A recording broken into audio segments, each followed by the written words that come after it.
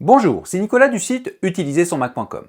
Je pense qu'il est temps d'aborder un sujet très important lorsque l'on achète un Mac, à savoir la quantité de RAM dont il va être équipé. Avant de rentrer dans le vif du sujet, la traditionnelle autopromo, abonnez-vous à la newsletter de mon site, je rappelle que c'est gratuit et que cela vous donne accès à des conseils exclusifs, le lien est en haut à droite de cet écran ainsi que dans la description de la vidéo.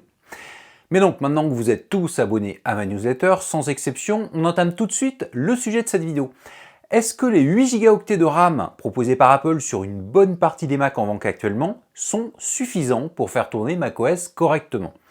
Ou dit autrement, est-ce qu'Apple ne serait pas un peu en train de se moquer de nous en vendant des Macs équipés de trop peu de RAM? Je vous propose de répondre à cette question épineuse en 3 points. Mais avant d'aborder le premier point, je tiens à rappeler que si cette question est très importante, c'est qu'il est impossible, une fois le Mac acheté, d'augmenter sa capacité de mémoire vive. Celle-ci est effectivement soudée. Donc lorsque vous achetez un Mac, soit vous achetez le modèle normal disponible dans tous les magasins qui vendent du Mac, et donc vous aurez très certainement 8 Go de RAM, je dis très certainement car la plupart des modèles sont vendus avec cette capacité, soit vous achetez votre Mac sur le site d'Apple et dans ce cas-là, vous allez pouvoir demander pendant l'achat à avoir plus de RAM. Mais je le redis, si vous achetez par exemple un iMac ou un MacBook Air dans un magasin, il sera équipé de 8 Go de RAM et donc aura ces 8 Go de mémoire vive jusqu'à sa mort. Et ne commencez pas à me dire qu'on peut dessouder la puce mémoire et en remettre une autre. Je sais que certaines personnes le font, du moins l'ont fait avec des Mac M1, mais vous et moi ne le ferons pas pour des raisons techniques et de complexité. Donc une fois acheté, la RAM ne bougera jamais. Gardez bien cela en tête. D'ailleurs, si cette problématique n'existe pas, je n'aurai clairement pas besoin de réaliser cette vidéo. Mais donc, maintenant que l'on a posé les bases, attaquons-nous au premier point que je souhaite aborder. Ce premier point est très simple. 8 Go de RAM début 2024 avec macOS Sonoma, ça suffit largement pour faire tourner la quasi-totalité des usages grand public. Et je ne parle pas que d'une utilisation qui comprendrait 3 fenêtres Safari ouvertes, plus un texte en cours avec Pages, plus l'app Mail qui réceptionne nos courriers et une petite liste de courses en cours de création sur Notes. On est bien d'accord que même si vous faites des photos ou des vidéos avec par exemple votre iPhone, vous allez pouvoir les importer sur votre Mac et même créer des films avec iMovie pendant que Mail, Safari et je ne sais quelles autres applications sont ouvertes. Donc je le redis, 8 Go de RAM, ça convient à la plupart d'entre vous. Pas tous, mais la plupart. Mais c'est là que l'on va aborder le deuxième point de cette vidéo. Certes, ça suffit aujourd'hui, mais qu'en sera-t-il demain? Alors évidemment, vous l'avez compris, je ne parle pas de demain littéralement, mais en gros, qu'en sera-t-il dans quelques années? Eh bien là, j'ai envie de vous dire, ça dépend de vous. Et je ne peux vraiment pas répondre à votre place. C'est à vous de savoir ce que vous allez faire dès l'achat avec votre Mac et surtout, c'est à vous de penser à l'évolution de vos besoins.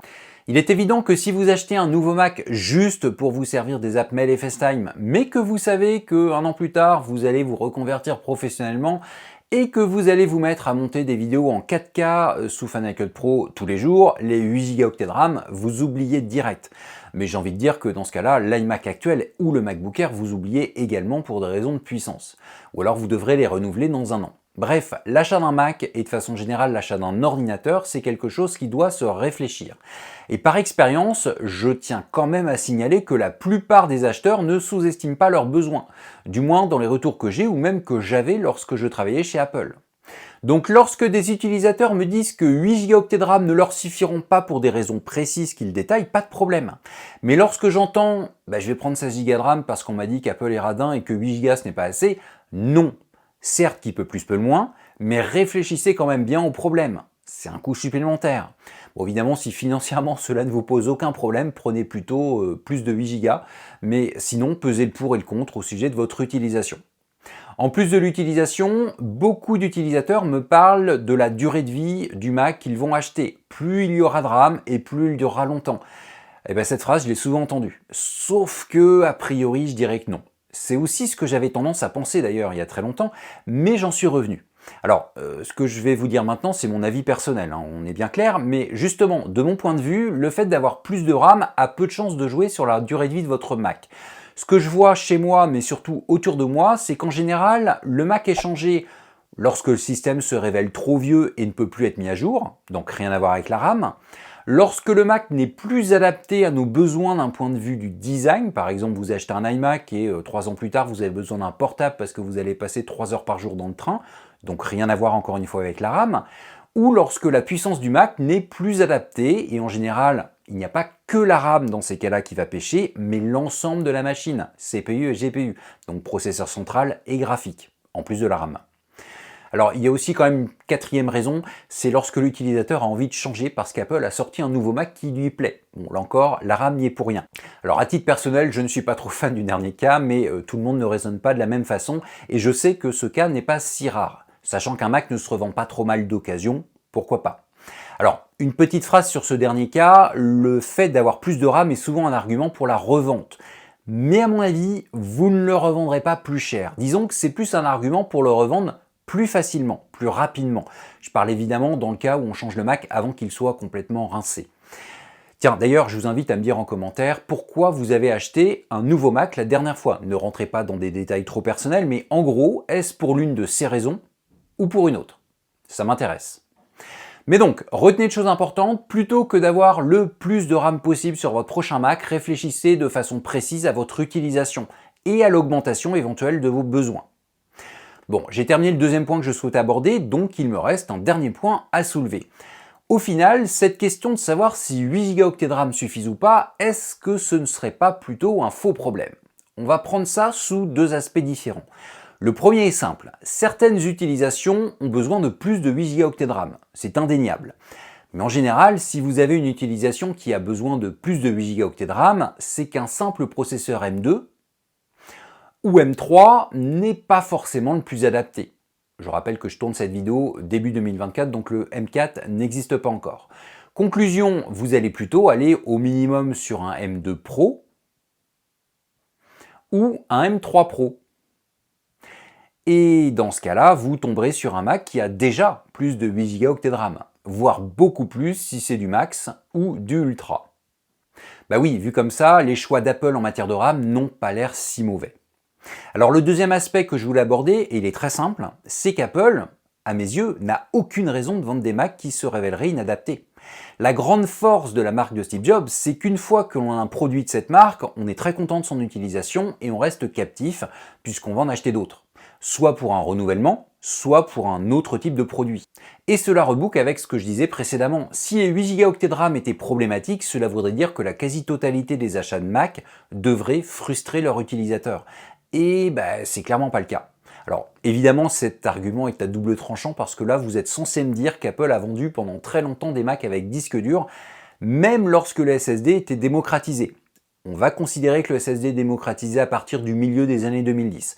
Alors c'est vrai, et j'étais d'ailleurs le premier à l'époque à déconseiller d'acheter des modèles à disque dur, mais si on regarde en détail, c'était juste pour les Mac de bureau, qui représentent beaucoup moins de ventes que les Mac portables. Et surtout, les personnes qui ont acheté un Mac à disque dur avaient peu de chances d'avoir eu un SSD précédemment, donc n'ont a priori pas trouvé leur Mac particulièrement lent, puisque tout le monde est habitué à la lenteur des disques durs. Mais ceci dit, j'aurais préféré très nettement qu'Apple passe tous ses Macs en SSD bien avant. Quoi qu'il en soit, le but d'Apple n'est pas de vous vendre le Mac le plus puissant, le moins cher possible, mais de vous vendre une machine, une expérience, comme aurait pu dire Steve Jobs, qui vous donne envie de rester fidèle à la marque.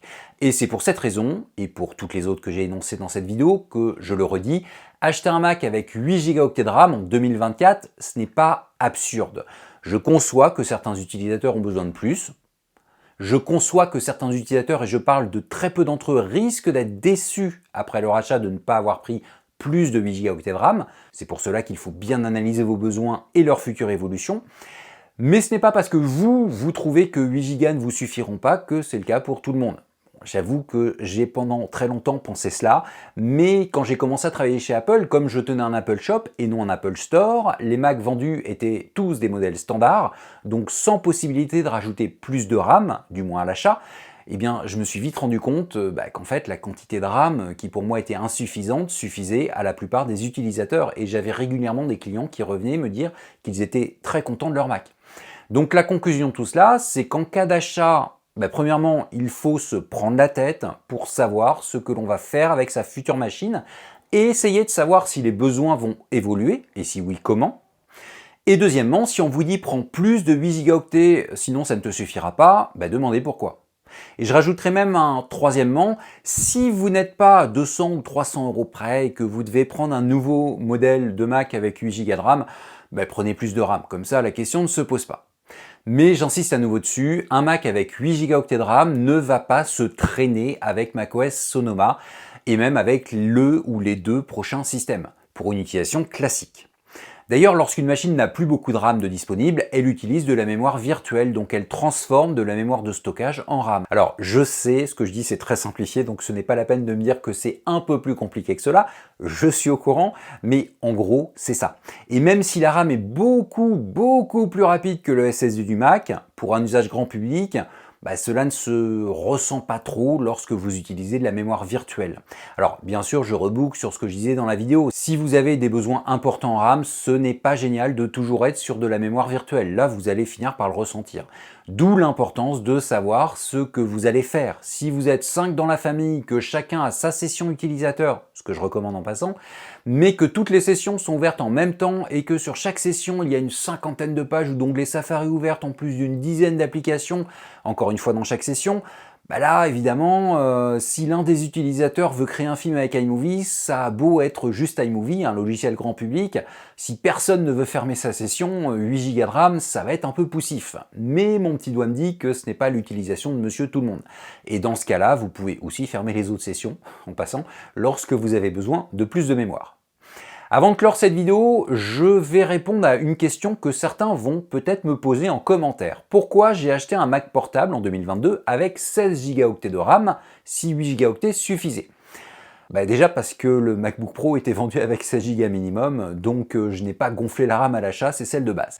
Mais s'il avait été vendu avec 8 Go de RAM, eh bien j'aurais pris 16 Go, car il me sert pour le boulot, et qu'il peut potentiellement y avoir d'autres sessions ouvertes pendant que je réalise mes screencasts, donc mes captures d'écran sous forme de vidéo, et dans ce cas-là, je préfère être tranquille, même si a priori ça n'aurait pas posé trop de problèmes. Mais il y a aussi une autre raison, qui est encore plus importante, elle concerne mon iMac. Mon iMac qui se fait très vieux, se faisait déjà très vieux en 2022, et s'il tombe en panne subitement, il faut bien que ce Mac portable que j'ai acheté en 2022 me serve d'ordinateur de transition. Je ne vais pas en 2 jours avoir un nouveau Mac. Et donc, quand je parle de transition, c'est y compris pour le montage vidéo sur Final Cut Pro.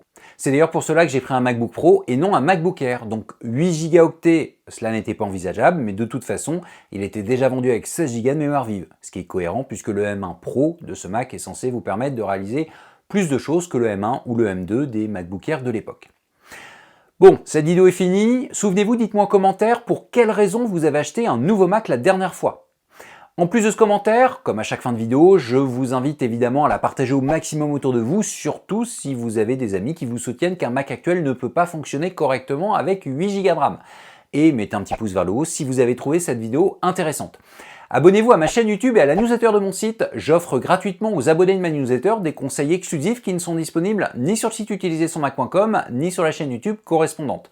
Si vous ne vous abonnez pas, votre Mac n'aura plus que 4 Go de RAM. Et là, vous verrez que c'est vraiment insuffisant pour Sonoma. Bon, plus sérieusement, je vous donne rendez-vous pour une prochaine vidéo. À très bientôt.